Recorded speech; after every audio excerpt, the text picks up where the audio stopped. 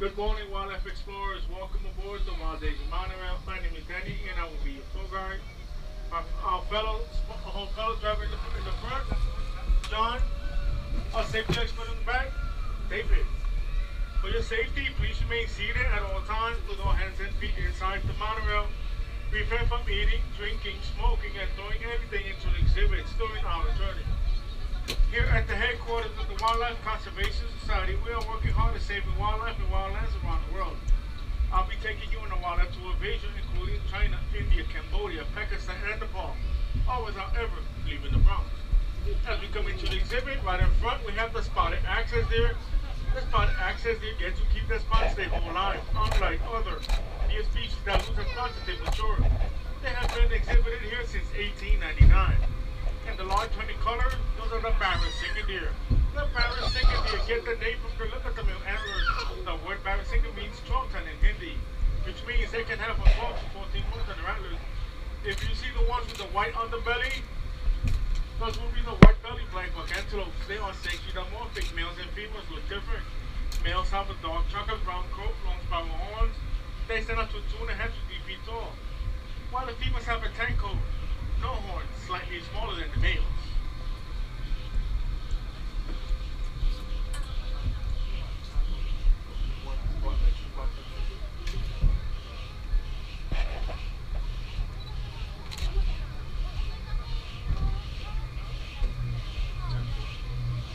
These exhibit huts have an interesting conservation story.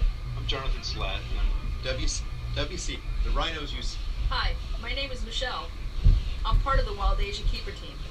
We call this area Kanha Meadow, where we care for about 40 Barrett-Singer deer, 15 axis deer, 10 black buck, and a pair of muntjac. We start our day by checking on all the animals, making sure they are healthy, behaving normally, and safe. Sometimes, fawns and calves are born overnight. Newborns are given a neonatal exam, which includes weighing, vaccination, and tagging for identification purposes. While the animals are in the meadow, we prepare their nighttime holding areas so that they have a safe and clean place to spend the night. We all know that a species that is extinct no longer exists, like the dinosaurs or the dodo bird. The animals we'll be looking for in this exhibit, the Mongolian wild horses, were extinct in nature and could only be found in captivity. As we come into the exhibit, just look straight ahead, keep on looking to the right. We have 8 in total. As you can see, these are the only true wild horses living today. Their appearance differs from domestic horses. They have a stockier build, shorter legs, and an erect mane which is missing a forelock. Some pieces of mane that falls over the forehead of a domesticated horse. There are also genetic differences that distinguish these wild horses from domestic horses. Captive breeding of Mongolian wild horses started with a group of 28 animals in 1901, while the Bronx received the first herd in 1902, and we have maintained that herd ever since. Recently, there have been some reintroductions of Mongolian wild horses in several areas of Mongolia and China from herds in North American and Asian zoos. We have had 50 Mongolian wild horses born here at the Bronx Zoo since then. Now here's a little bit more information about the Mongolian wild horses and the type of work they do with them in the field. Farmers. I'm Jonathan Slatt, and I'm the Russia and Northeast Asia coordinator for the Wildlife Conservation Society. I believe that wildlife has a place on this earth, and my job is to find practical solutions that allow people and wildlife to thrive together. Henry Przewalski's horse went extinct in the wild in the 1960s. On a recent trip to Kazakhstan, I thought about the ongoing and successful efforts in that country to bring these horses back to the Central Asian steppe. The world needs happy stories, to watch the impossible become possible, and to see hope restored. And that's what's happening today with Henry Przewalski's horse. Sometimes our field researchers have trouble finding the animals they want to study in the wild. I will be able to help you pinpoint those animals today, even if they are not in plain sight. As you look for the animals, think of where you will go if you wanted a shady spot, a quiet place to rest, or a little bit of grazing time. As we come into the Angkor forest, we're looking for 2 endangered species, the brown deer and gaur. As we come into the exhibit, we have the gaur. The gaur are the largest wild cattle in the world. They can weigh up to 2,000 pounds. They stand up to 6 feet tall and up 10 feet long. With their large size and impressive horns, a male gawa can fight up just about anything, even a tiger. What threatens these huge animals is the loss of the aging habitat and disease. Where's the baby? Oh yeah. And they can catch them in the Mexicano. If you look straight ahead, right in the center of all the gawa, you have the newest edition. And if you notice their horns, if they point straight up, male. Come back in towards the head, female. Now we'll be on the lookout for another endangered species, the brown antlered deer. If they're not visible, let me see. If you look towards the back fence, follow the fence line all the way down towards the right, towards the ending. Just next to the fences, you see a few of the brown antlered deer in about 2 minutes, 2 3 minutes on the other side. We'll get a much better look. The brown antlered deer get their name from the curved shape of the male deer antlers, currently classified as vulnerable. This deer is continuing to lose its wild space in many places. Herds must resort to feeding on crops as their natural habitat has been taken over for farming. Now as we move up, as we keep moving up, you're going to start hearing a noise coming from the concrete jungle rather than an Asian one. It is easy to forget that the Bronx Zoo sits in the heart of an urban environment. The noise you hear behind us is the traffic on the Bronx River Parkway. The large fence directly in front of us is used to reduce the noise of that city traffic. As we begin to round this bend, we'll be on the lookout for a tiger. Tiger stripes provide excellent camouflage, so they are often difficult to spot. They are so secret that even professional researchers have trouble finding them. Tigers are solitary animals, which is why you only see one tiger exhibit at a time here at the Bronx Zoo. As we come into the exhibit, I ask everyone, please remain seated at all times, as we'll be looking for our 7-year-old Amur tiger. She's in the middle. It's right there in the middle. As you come in, you're going to look towards the back part of the exhibit by the fence, center section. 2 o'clock. He's walking away, so we'll all get a better look. Tigers hunt a variety of animals. You're going to start waiting a little bit by him while he passes by up past some bushes and trees. Tigers hunt a variety of animals, but they prefer wild pig and medium-sized deer. Typically, a tiger will gorge himself on a fresh kill, right there, eating as much as 40 pounds of meat at one time. Just think, that's an equivalent to 160 hamburgers in one sitting. After a meal that size, a tiger will usually not eat again for 7 days. To get a better look at tigers, visit the Mount Tiger Mountain. WCS works with many species of tigers in the wild and at the zoo.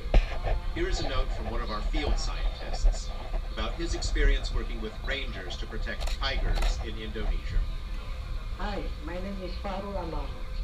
I'm helping the rangers of the national park in doing their forest patrol. There was a time when we found some tigers with wings in the jungle. But then we also found that some snares are installed inside the forest, which become threat to the animal. The camera's still blinking red. Oh, there's deer. Usually we see some animals, but they are all towards the other side. We're going to the first part of the exhibit. But here we have India's national bird.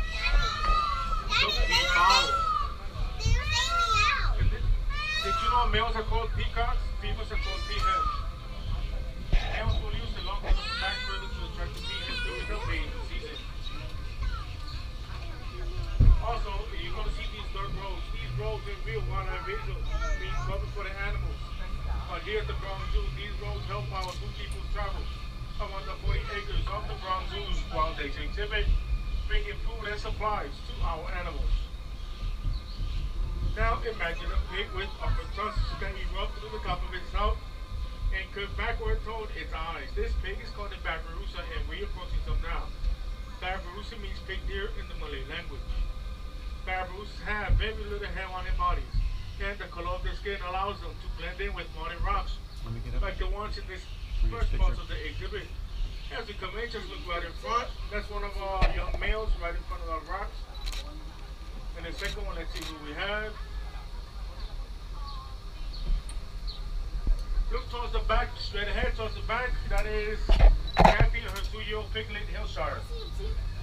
Babirusas are found on the Indonesian island of Sulawesi. As we come into the exhibit, just look straight ahead. On the back part of the exhibit, Has then to we be your have mom's Patty and favorite part. Maxine, two Asian elephants. Later, yeah. Patty and Maxine are each 40 years old, and they can weigh up to 10,000 pounds. So they have to eat lots of fruits and vegetables. In addition, elephants can eat up to 200 pounds of meat each day and drink 60 gallons of water. There are more than 40,000 muscles in their trunk, and it's an incredible tool. They also have a finger-like feature at the end of their trunk that used to grab some items. I ask again, everyone must remain seated at all times. We're going to make a quick stop to get a better look at elephants. WCS works in the field with both African and Asian elephants. Here is a note from our field scientists who work with Asian elephants. My name is Dani Gunaryadi, and I'm the Elephant Conservation Coordinator for WCS Indonesia. The first time I saw a Sumatran elephant, I thought, this is a magnificent creature. They will be safe because they are so big. But the truth is, they have declined 50% since the 1980s. Even though rats and insects cause more damage to crops than elephants. Because the elephant is so huge, psychologically, it seems more threatening. So when there is conflict, the farmers poison the elephants. In response, we created a crop protection unit to mitigate conflict and send the elephants back into the park. And it's been a huge success. Since we started in 2003, no elephants and no people have been killed. As we leave Patty and Maxine on two Asian elephants in this next exhibit, we'll be looking for our 31-year-old, 3,500-pound female Indian rhino, Callie. As we come into the exhibit, just look towards the right-hand side and the center of that mud wallow. Look at the mud. Many people describe rhinos as armor-plated, but they are actually covered with a layer of skin that has many folds. Though the skin of a rhino looks thick and tough, it is actually very sensitive and neat. Protection from the sun and from insects. One of a rhino's favorite ways to protect their skin is to sit in the mud wallow, just like the one in this exhibit. Today, all rhinos are highly endangered. Less than 2,000 Indian rhinos survive in India and Nepal. Here at the Bronx Zoo, we care for 9 endangered rhinos. The Bronx Zoo has had great success with Indian rhinos. Caring for this very rare animal is one thing, but breeding is a huge challenge. Female rhinos are pregnant for 16 months. After the 16 months, they give birth to a bundle of joy weighing up to 150 pounds. A baby rhino will stay with its mother for 2 to 3 years, although weaning may only take from 12 to 16 months. We have had 11 baby rhinos born right here at the Bronx Zoo. Our newest calf was born in the summer of 2013. What? Its next month, while we are coming to, has been here in Wild Asia since Wild Asia opened in 1977. Many rhinos have spent time enlarging the swallow. By stomping around in the mud, a rhino can shape and mold this area to its liking. The rhinos you see here are Indian rhinos. We work with habitats all over the world that are homes to rhinos. Here is a note from our field office in Sumatra, and Ulan, who works with the Sumatran rhino. Sumatran rhinos are the smallest of the world's rhinos, and they are considered critically endangered. My name is Wulan Husburi, and I'm the Species Conservation Specialist for WCS Indonesia program. We carried out an island-wide survey of the last wild population of Sumatran rhinoceros in Indonesia. With so many unknowns on how to manage Sumatran rhinos in the wild or captivity, our studies showed definitively that we must protect them at source.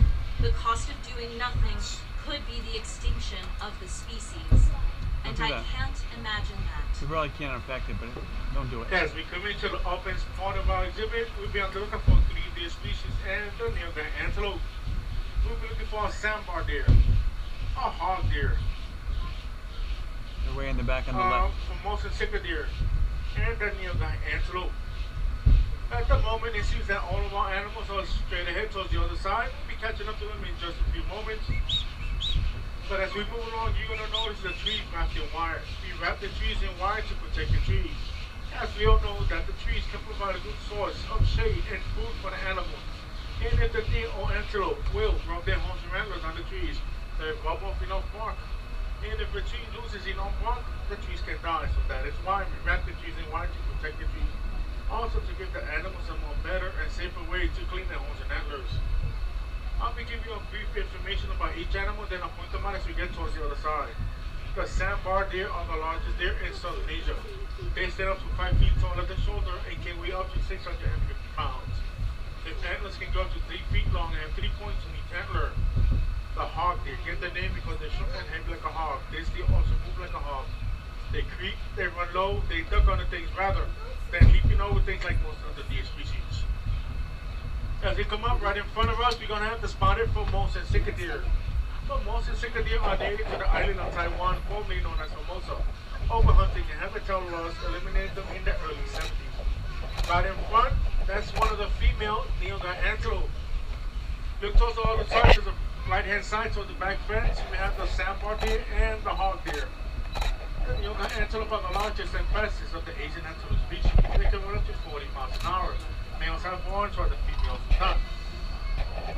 As he crosses this double-sided fence, just keep on looking straight ahead.